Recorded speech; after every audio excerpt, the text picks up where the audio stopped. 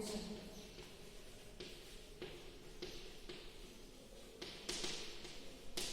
Okay, this is the last topic from our unit first. Our unit first, it is a information theory and source coding of the our subject information theory, source coding and communication network. Okay, up to now we have discussed about the different types of the coding. In that we have seen what is the run length coding, Huffman coding, then Shannon-Fano algorithm, Shannon-Fano coding. By using these methods we can convert the particular code into the binary form, and by using that we can find out the entropy, source entropy and the total information content by using that source.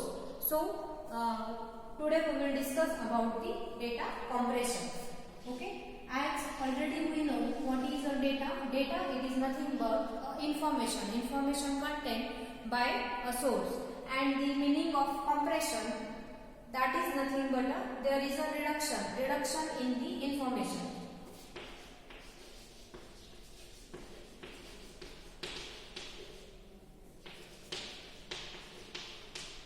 Reduction of the information. That means when we want to transfer the data from the source to the destination or from the source to the receiver, at that time our original data, it is having the large size, but it cannot be possible to transfer that much size over the channel towards the receiver. That's why to reduce the size of data we use this method as a data compression. Okay, data compression usually we can use by using the data compression of audio, data compression, video data compression by using the digital technique method. That's why data compression, it is nothing but there is a reduction of size.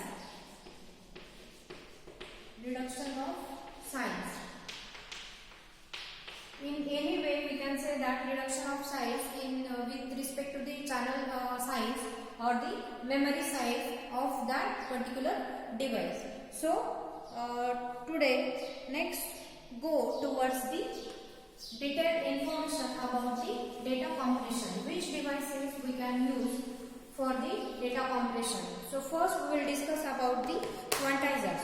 What is quantizers?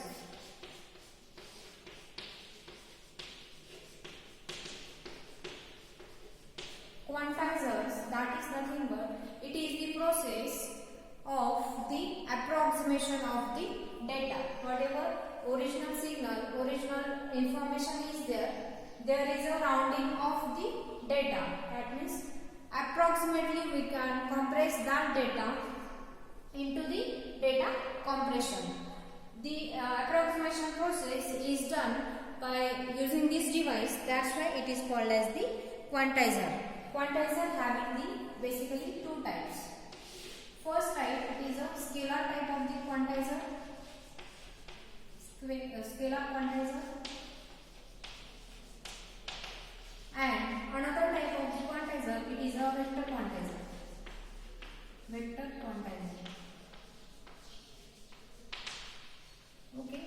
By using the method in which way they can compress the data, that is depending upon that we are having the two types, scalar quantizer and the vector quantizer. In that, scalar quantizers are the uniform and non-uniform quantizers. Again, this scalar quantizer having the two types, uniform quantizers and the non-uniform quantizers. Okay. When we see an example of the quantization process, how we can done the data conversion from the analog to digital, at that time we will see the detailed procedure of these types of the quantizers. Now, next topic we will discuss about the digitizing audio. How we can digitize the signal, that signal when it is a digital signal. That's why digitizing audio. Digitizing audio.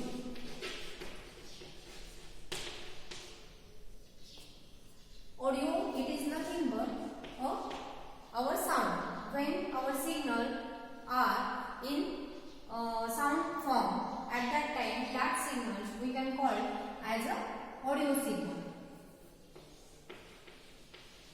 And how we can convert this sound signal, audio signal into the digital form? Okay, by using the different methods, there is a conversion process from one form to the another form of conversion of signal. By using that, we can convert the audio signal, sound signal into the digital signal. That's why when a sound wave hit a microphone, and for that we require a mic, or the for example, we can call as a microphone. When we talk, at that time, whatever the sound is there, when a sound wave hit a microphone, they get converted into an analog electrical signal, which represents the sound amplitude as a function of time. That means when sound hit a microphone, at that time, we get an electrical signal. Whatever the analog signals are there, they get converted into the electrical signal. And these electrical signals are nothing but they are as a function of time. That means amplitude of the sound, which is nothing but it is a function of the time. Function of time. That's why we get here analog signal or audio signal which get converted into the analog signal. Okay, analog signal, it is nothing but there is a amplitude with respect to the time. There is a continuous change of the amplitude with respect to the time. A human ear. Now see how what is the range of the human ear can hear the frequencies, and that range of human ear can hear in the frequency range from the 20 Hz to the 20 kilohertz. In this frequency range only, whatever the signal are from the 20 Hz to 20 kilohertz, that signal can hear only the human ear. And these signals are nothing but logarithmically. So they are expressed in the decibels. Okay, that's why unit of the sound or audio signal should be a decibel. Okay, because there is a human ear can hear only the logarithmically signals. So audio waves can be converted into digital form by an ADC. See, what is ADC? ADC, it is nothing but a analog to digital converter. Analog to digital converter. A to D converter, analog to digital, because our audio signal, it is nothing but a analog signal, and we have to convert this analog signal, audio signal into the digital signal, because we want a digitizing audio. That's why here we require a to D converter. This A to D converter receives electrical voltage as input and generates a binary number as output. So this A to D conversion, that means which converts the electrical signal into the binary signal. Electrical signal into binary signal. Binary signal, it is nothing but which contains only the two types of the signal as 0 and 1. Okay. So now we will discuss about how this A to D converter can convert the analog signal into the digital signal. For that we are having a process, and this process takes place in two steps, namely the sampling and quantization. A to D conversion is here. We require here two steps. In that first step, it is the sampling, and second step, it is nothing but a quantization. So first we will draw the diagram for our analog signal. Whatever the sound signal is there, that converted into the electrical signal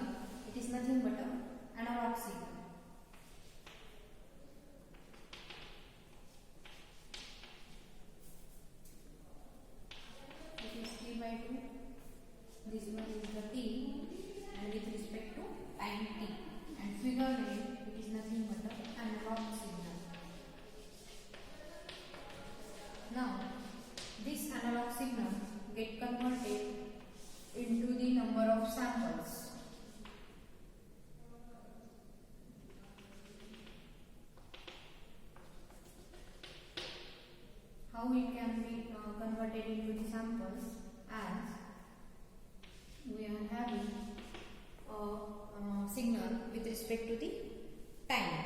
That's why samples converted into this in this way.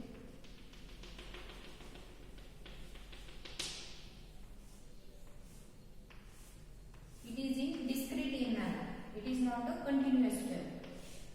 So these are the particular samples, and this process it is called as the sampling signal.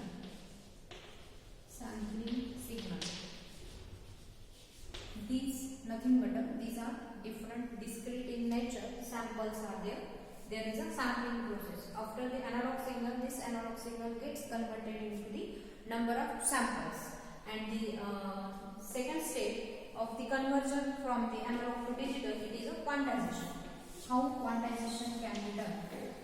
By using the sample. After that, the sampling, there is a process of the quantization. Quantization means quantized sample signals.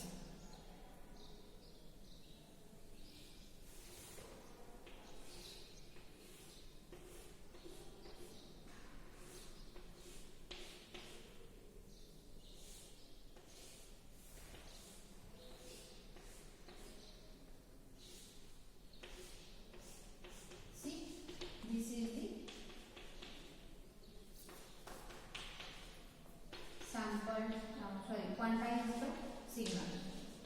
Quantized signal. Okay.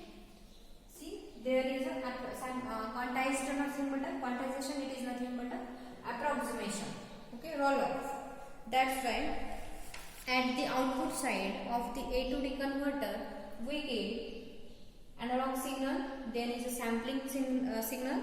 That is nothing but a sampled signal and the quantized signal. See, quantization is a process of approximation, and in the process of approximation, there is a bound to be some error. There is a bound to be some error.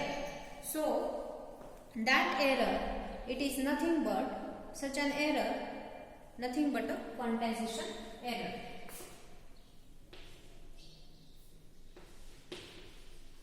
Quantization error, or we can also call it as a quantization noise. Quantization noise. Sometimes when that sound it is too large, when this quantization noise is too large, at that time we can hear that particular sound. In this way, we can convert the signal from the analog to digital. The two well-known examples where sampled sound is used are telephone and the CD. Examples of the sampled signals where we use are well-known examples are there. As we know, telephone. Okay. In the telephone, we use the sampled signal, and the another example it is a audio compact disc. Audio compact disc.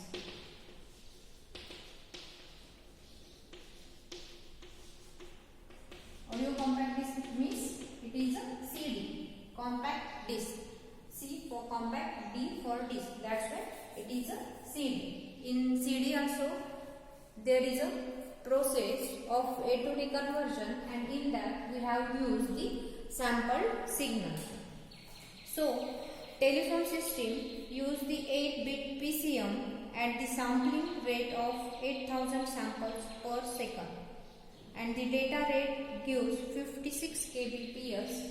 See here, this telephone system gives data rate of the 56 kbps or the 64 kbps.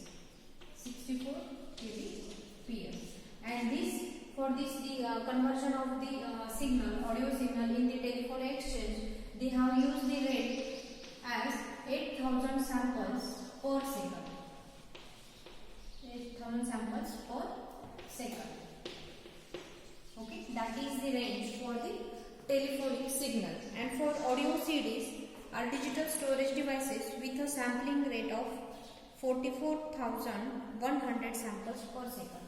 And for this audio compact disc or CD, they have used the 44,100 samples per second.